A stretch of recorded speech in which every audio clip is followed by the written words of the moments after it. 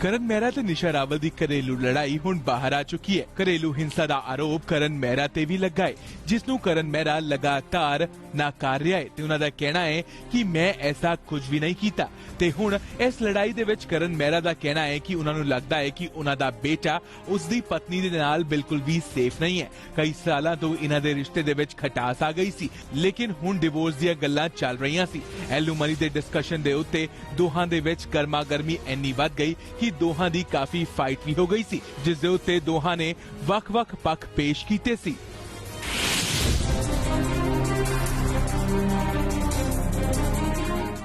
This is last night.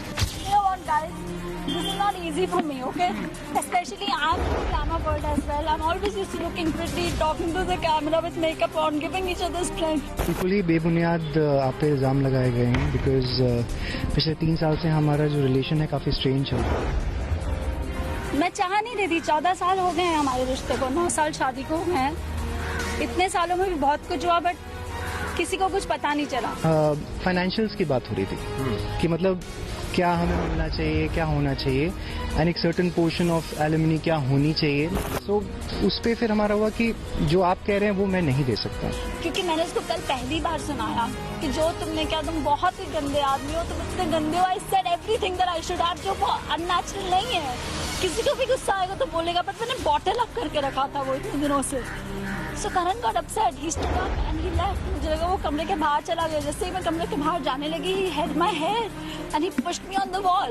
Might just get bad because हर बार आपको यही कहा जा रहा है it will get dirty, I will do this, क्योंकि निशा का वो एक जोन चल ही रहा था काफी टाइम से, जिसकी वजह से मैंने ही फिर कहा, जब उन्होंने मुझसे कहा था अप्रैल में कि अलग हो जाते हैं, मैंने कहा ठीक है फिर अलग हो जाते हैं।